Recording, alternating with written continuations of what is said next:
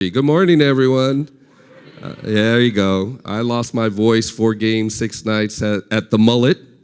So welcome to Arizona. Again, my name is Xavier Gutierrez, President and CEO of the Arizona Coyotes. Very excited to have you all here. We invite you back anytime, especially right now when it's under 100 degrees. It's always the best time to be here. So very excited about today's panel, streaming platforms and the future of sports content. Obviously a very big topic. Let me first introduce the panelists. Right to my immediate right is Marie Donahue, who's the Vice President of Global Sports for Video at Amazon.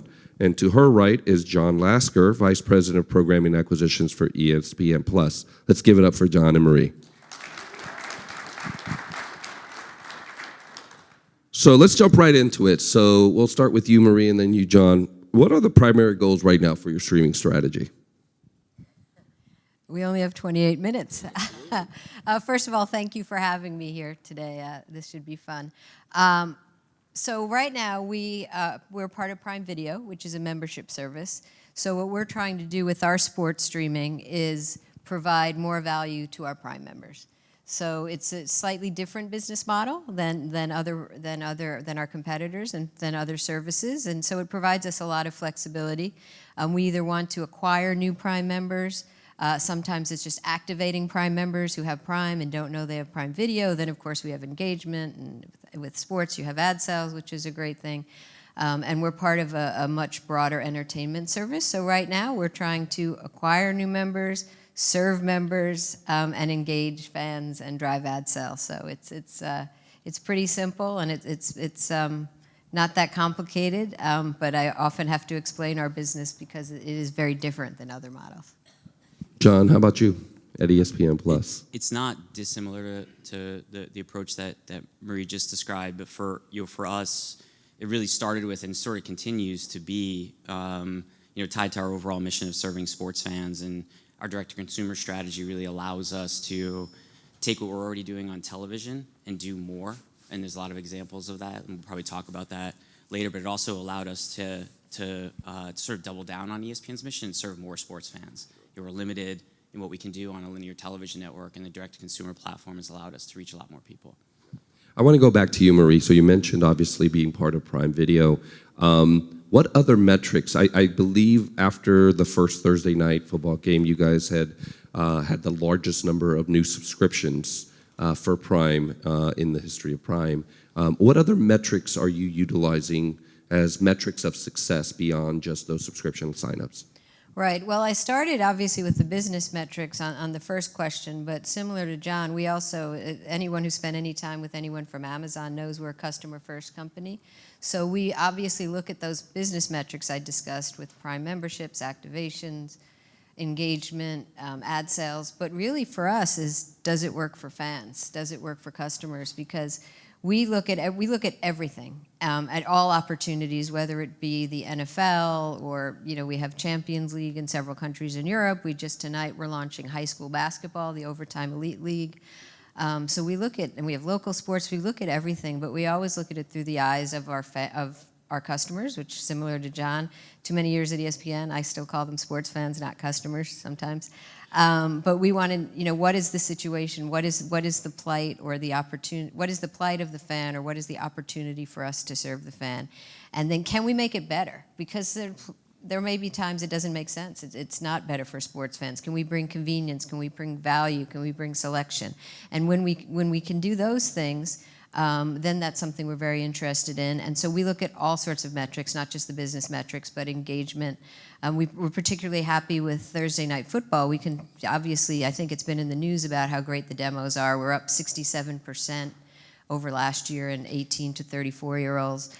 And obviously all those metrics that are already out there. But even last night, I don't know how many of you got to watch the Dude Perfect alternate stream.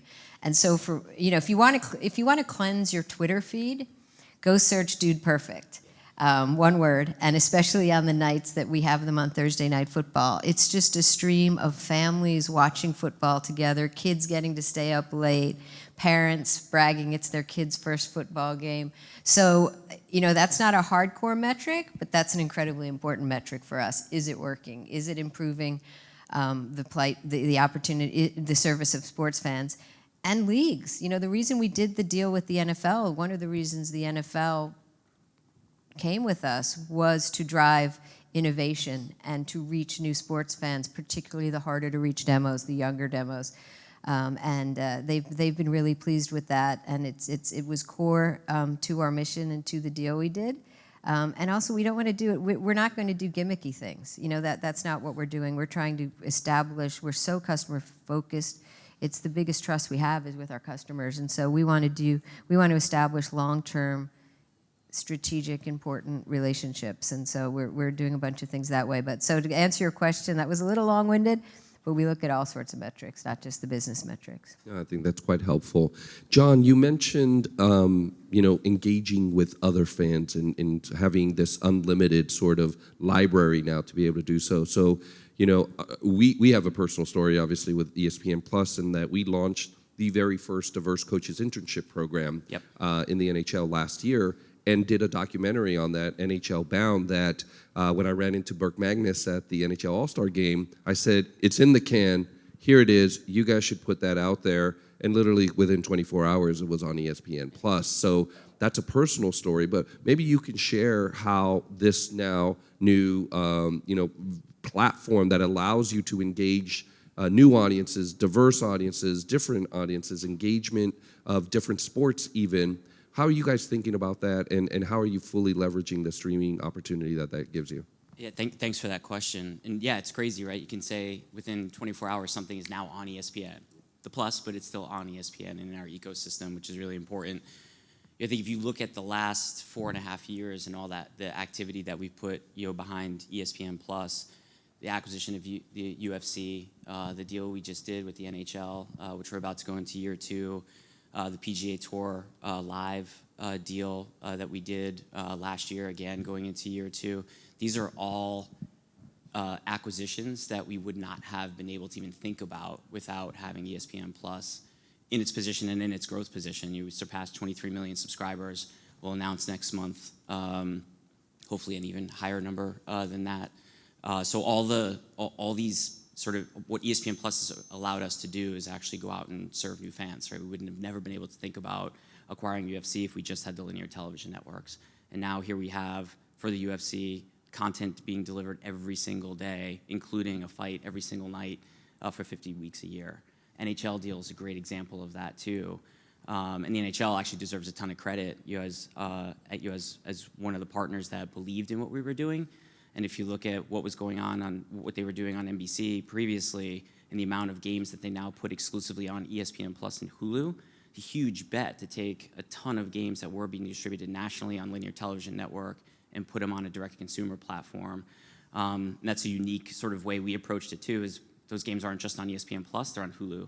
Hulu reaches about 40 million people, or 40 million subscribers every year. Perfect.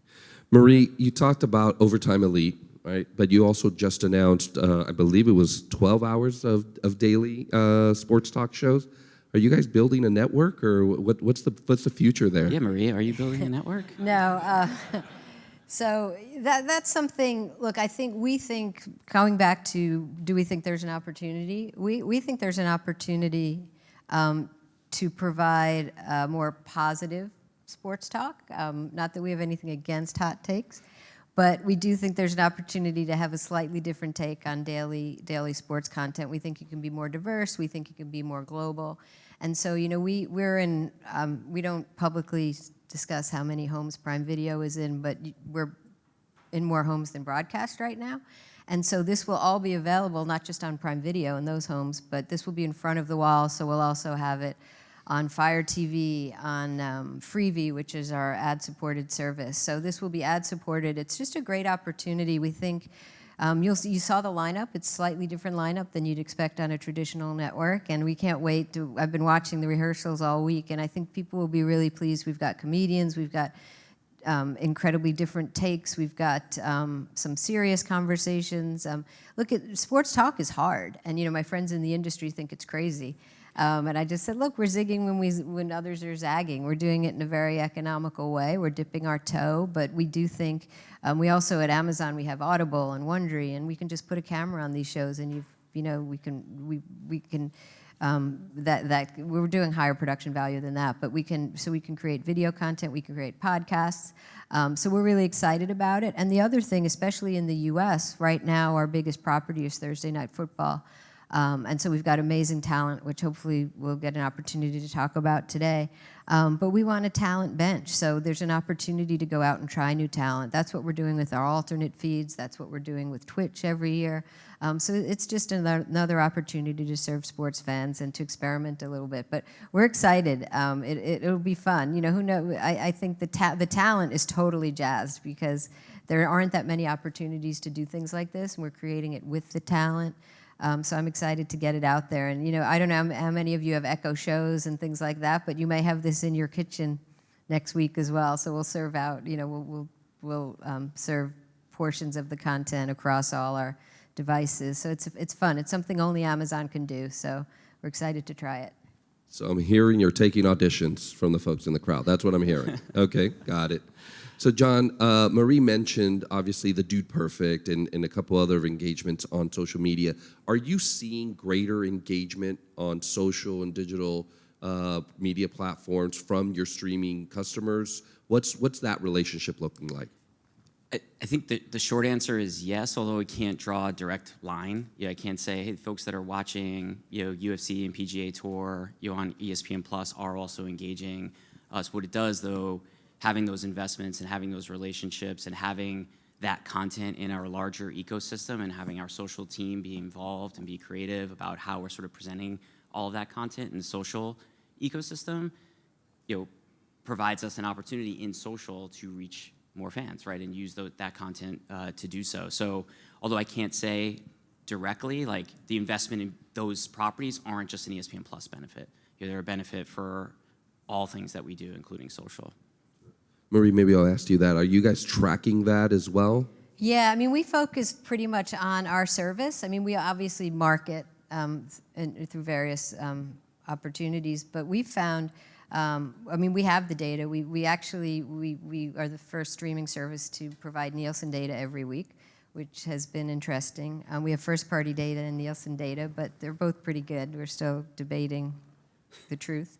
But we've found, people are watching. We already knew from our first-party data that folks were watching Thursday Night Football on our service 15, 20 minutes longer than linear, and so that's continued this year, a little more than that even. And I think the younger demo shows you as well that they just want to engage with content, and so that's the unique thing you can do on OTT. Is you can offer optionality, you can offer different ways to engage with the content. We're really proud of the alternate feeds we're doing, not just Dude Perfect, but we've got one called Prime Vision, which for all the nerds out there, one of them is amazing. You can watch the Alt 22 camera, and you get all sorts of data and enhancements, and then you can go to X-Ray where you can actually run your own replays, and you don't have to wait for the director to do it on the main broadcast. So we found when you offer more opportunities to engage, that the time spent usually goes up quite substantially. In previous years, anyone who engaged with X-Ray would watch our broadcasts 30% longer. So anytime you can engage. So for a lot of what we're doing, we do have some two-screen experiences, but we found that they're pretty excited to be on, as long as the first screen is interactive, folks are pretty excited to stay there.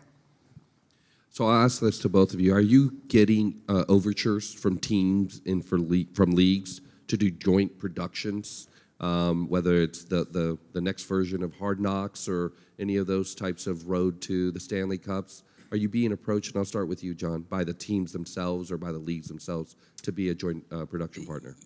Yeah, I mean, we've got a pretty long history, at ESPN of doing things, out of just the games themselves with either league partners, teams, or conferences. I think the best example of what you're talking about is the relationship we have with a lot of our college partners and our college conferences, which includes the schools. I guess an example would be that the deal we did with Oklahoma this year, which not just allowed us to acquire a nice set of college basketball games, home basketball games for Oklahoma, football game for Oklahoma, but we took all of their Oklahoma Sooner vision and brought it under the ESPN Plus tent, which now allows Oklahoma to produce the coaches shows, the press conferences, the all the storytelling things that they were doing before on Sooner Vision, but now do those to a larger audience in the ESPN Plus ecosystem. So I think there's an opportunity there, for us to do more like that, especially where we have these great, existing verticals. NHL being a great example of that. Long-term deal, 1,100 games. We're already doing some original content. We have, a great set of studio programming surrounding. And why not go deeper on a team-by-team basis and work with the individual teams to make that happen? Maria, are you seeing that too? Yeah, absolutely. I mean, we have, similar to John and ESPN, we have a long history with All or Nothing in the U.S. and the U.K. Our latest one was Arsenal. We had Liverpool, Man City, and those do really, really well. And what we find is we tend to link them to our live programming, because then folks who watch Man City All or Nothing understand what Pep's trying to do on the sideline when they watch the match. And what we also find when we talk about our customers, our league partners are also our customers. So we're actually quite, innovation is in our DNA, and so we find that the leagues are really open to that and working with us on innovation. Obviously, everything we're doing on the NFL, they're incredibly supportive of. It's one of the reasons they did the deal with us, was for all this innovation. And even with our new Black Friday game next year, that was something we came up with, and we a lot of that there'll be a lot of innovation around that game. We haven't announced things yet, other than that the game will take place. But you can imagine, it's a new sports holiday. Families are home, and I'm trying to get the dudes to do something, leftover challenges and all sorts of stuff. But we find that the league's actually not just unscripted programming, but they can be really good partners because they want to reach these new audiences. They want to evolve. A lot of the broadcast hasn't evolved in 30 years. I always say, except the hairstyles. So the leagues are pretty excited to evolve and innovate as well. So we find even in the core programming, the game broadcast teams and leagues are really good partners. This conversation, though, does beg the question. You've seen a lot of teams, leagues themselves, conferences, and we talked about colleges, launching their own streaming platforms. How are you thinking about that relationship between their streaming platforms and yours? And maybe, John, you alluded to, obviously, Oklahoma. Yeah. I mean, how does that, what does that relationship look like? I think it's great. It's complementary in a lot of ways, and to actually have these schools or teams actually investing in talent, production capabilities, their own sort of learnings with their audiences, that all pays dividends to us as well, as partners with those folks, right? And there's a lot of examples, particularly in the college space, where we're not looking at the distribution of these things being exclusive, right? Because it's all about gaining reach and growing the brand of, like, Oklahoma as an example. So there's no reason to have the output of that production to be available on Oklahoma's website, but then also be available in ESPN Plus. Like, it should be available through as many doors as possible. We call that our 10,000 front doors sort of approach. Yeah, and we have a channel. We have a very robust channels business, so we already sell for NBA TV, NBA League Pass, MLB TV. So we already sell those offerings on behalf of leagues, and I think as teams start to get more aggressive in that space, you'll see us work with them as well. And we also have an investment in the Yes Network. So we work really closely with the Yes Network, so I'd imagine whatever they end up doing, and they're always leaders in the space, will play a big part in that. So you left the door wide open for that. I'm going off script here. What's going to happen with streaming and the RSNs? Are you guys looking at any opportunities there to, in essence, walk into that space as that RSN model continues to be challenged? I think, I honestly, I'll give the same answer I gave earlier, and it's an honest one, which is we look at every opportunity, and I think if there's an opportunity to serve fans better, we absolutely look at it. I don't know how that will actually play out, whether that will be us selling on behalf of the RSNs or whether that will be a deeper relationship directly with the team. I read in the press the leagues may be getting more involved, so it's an interesting one to watch. It's been exciting for the last year or so, and I think it'll continue to be exciting to watch. Yeah, same here. I mean, our job is to serve sports fans, and if the opportunity exists, on a sort of wider scale from a regional, local perspective or an individual, we're always here to listen. And I should explain. We've done deals with the Sounders. We obviously show Yankee games exclusively in the New York DMA. We've got to deal with the Storm. It's the Sounders and the Storm, we had the easiest marketing and media. If you live in Washington State and you're a Prime member, you get the games. So we've already started to explore that space, and I do think there's an opportunity to serve fans better. They are the most passionate, loyal fans. So I think you'll see great innovation by us and by others in that space. So I get often asked, when are too many subscriptions enough, right? So subscription fatigue, for lack of a better word. What do you think that looks like in terms of a tipping point of too many subscriptions out there, or too much that we're asking people to cut things up as opposed to a bundle again? I can't resist. We think you only need one subscription. So that was a setup, by the way. Exactly. There you go. So in terms of fatigue, there's nothing that's in our sort of data set that's telling us that there's some line that we're approaching. Our strategy, for the sort of bundling and subscriptions has been sort of twofold. Marie mentioned it as well for Prime. Is for us on the Disney bundle side, we're just trying to provide as much value as we can, within ESPN Plus. Two examples that I sort of referenced here earlier are the NHL deal, which included NHL.TV's 1,100 games now being part of ESPN Plus. PGA Tour and the PGA Tour Live deal that we just did. Brought PGA Tour Live's product entirely within ESPN Plus, and actually we upgraded that product and that experience as part of that. Those two separately were more expensive than an ESPN Plus subscription on their own before we acquired them. So bringing those within ESPN Plus, offering them in addition to the 22,000 other events, 6,000 hours of original content VOD that we're offering, we think we're sort of consolidating a lot under the ESPN Plus offering, and hopefully being indispensable if people are in a point where they have to make a decision. And then also, bundling our product, the ESPN Plus product, with Disney Plus and Hulu. I was speaking to folks earlier today. I would say it's a great deal, right? $16, you get all three of those services. So we're trying to be creative there, launching an ad tier as well to sort of lower the cost there. So we're doing a lot of things to create as many options for people to make sure they have access to to our various points of content. Sorry. And I'll give you the serious answer now, which is, look, I think fans will always, no sports media entity can own all the rights. It's just impossible. Some may try, but John and I are old friends. That's why I keep teasing him a little bit. But no one can own all of them. So our approach is, we have our channels business. You'll see us get more into direct-to-consumer with Fire TV and things like that. And I think fans can establish their own bundles. And what we try to bring is, we bring convenience, value, and customer trust. So if you buy an Amazon channel, a Prime channel, it's the only service I know in the world. Don't tease me, but I have PBS. I have the PBS product, and they periodically remind me. Amazon periodically reminds me that I'm not watching it, and that here are the new shows, and click here if you want to cancel.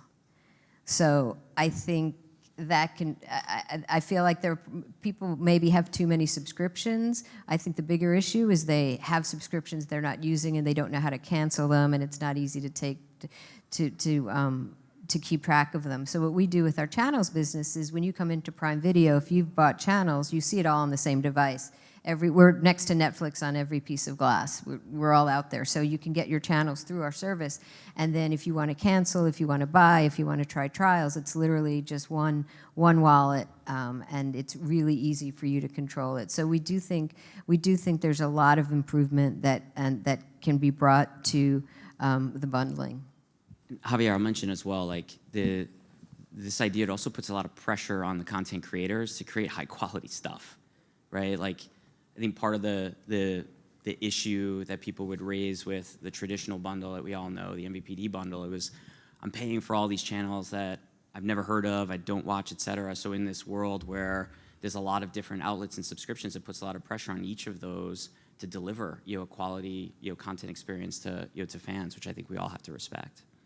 I wanted to go back to the Disney bundle. Are you seeing cross-pollination from folks who were Hulu subscribers now become ESPN, engaged audiences and vice versa. So sort of the to and fro cross pollination. We are seeing that. A lot of that is somewhat forced, right? Like we are selling, we are pushing a bundle subscription. We have great marketing out there that talks about all three services in real creative ways.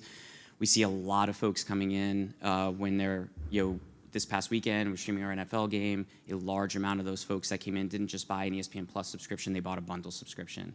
As well, we saw a lot of folks that had a bundle subscription that hadn't yet activated their ESPN Plus portion of that subscription, threesome, actually doing it this past weekend. So we see a lot of that activity. We've also, pushed forward from a content perspective in trying to sort of cross-pollinate content to incite that sort of cross viewership of those three services and an appreciation for those three services. Like Hulu has the Hulu live TV product, right, which is an MVPD product. If you're a subscriber of that product, you also get ESPN Plus. And so we've created a product within the Hulu ecosystem where we put these hubs together. Good example of that is the PGA Championship or the Masters. And we positioned that Hulu platform to say, if you want to watch the Masters, there's one place that you can go that you can get all of that, one app. If you download the Hulu app, you can watch CBS, you can watch ESPN, you can watch ESPN Plus with one subscription. So we're pushing through on things like that. We have our 30 for 30 library that we're sharing with Disney Plus, where we think there's storytelling fans within the Disney Plus ecosystem, showing them 30 for 30s, telling them there's more on the ESPN Plus side. Peyton's Places, we just launched season 3 this past week. We put season 1 and 2 within the Hulu ecosystem, using that to sort of tease folks to say, hey, you might be interested in Peyton, what he's doing, and come watch on ESPN Plus. So we're trying a lot of those actions to a good level of success. And just want to let everyone know that we will have time for questions, so please tee those up. Marie, let's talk about the surprises or challenges that you haven't that you've seen or been now, as you guys are well into your streaming strategy, that you guys hadn't thought of or didn't think of when you first launched. Yeah, well, we had challenges. We had really big challenges that we knew about, which, where nobody had served tens of millions of concurrent viewers on the internet. So that we knew going into it that was probably our biggest challenge. We've worked on that for several years, both in Europe and our previous Thursday night football game. So we've been really, really pleased. We obviously, the experience, the resources we threw against it, the incredibly high bar we have. People laugh when they come see our production compound at Thursday Night Football because it's basically the only larger production compound is the Super Bowl.